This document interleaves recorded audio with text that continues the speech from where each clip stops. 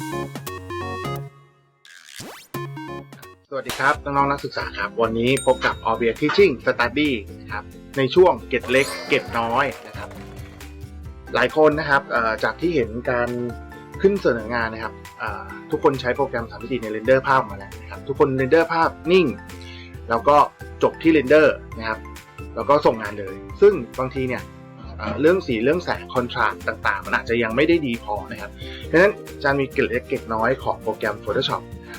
มานำเสนอในวันนี้นะครับ Photoshop ปัจจุบันนะครับเขามี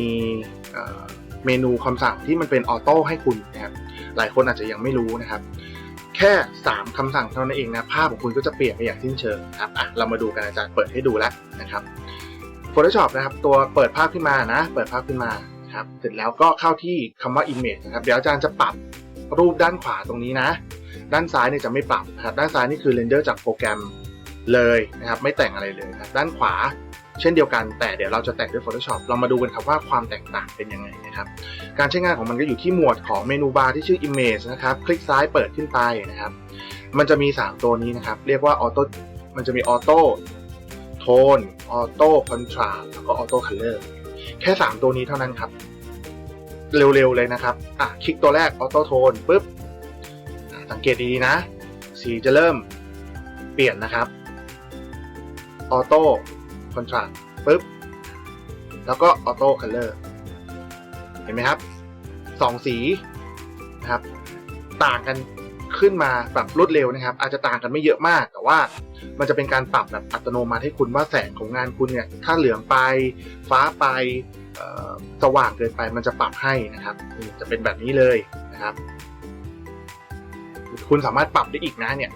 ออโต้ไปได้อีกแบบนี้ก็ได้นี้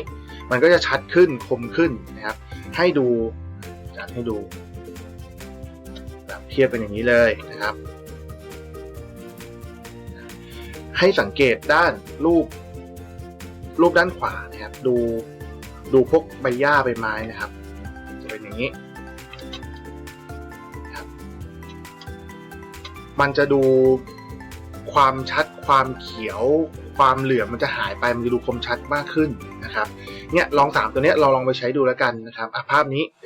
จะลองเปลี่ยนภาพแล้วกันนะภาพนี้จะมองไม่ชัดเปิดเอาเป็นรูปนี้แล้วกันนะครับดูรูปนี้นะครับกดออโต้โทนปุ๊บออโต้คอนทราสต์นะครับออโต้คัลเลอร์มันจะปรับนิดนึงนะแต่มันจะช่วยทำให้ภาพเราดูสมจริงมากขึ้นนะครับยังไงก็ไปลองใช้ดูแล้วกันนะครับตัวนี้ไม่นานแป๊บเดียวเองนะครับกด3ครั้ง Image นะครับทัวร์นะครับ Auto Tone Image Auto Contrast นะครับ Image แล้วก็ Auto Color นะครับมันก็จะปรับภาพให้เราเนี่ยดูสมจริงมากขึ้นนะครับก็หวังว่าเกร็ดเล็กเกร็ดน้อยในคลิปนี้จะมีประโยชน์กับน้องๆนะครับในการทำให้ภาพดูสมจริงในเรื่องของแสงเรื่องของบรรยากาศได้มากขึ้นนะครับ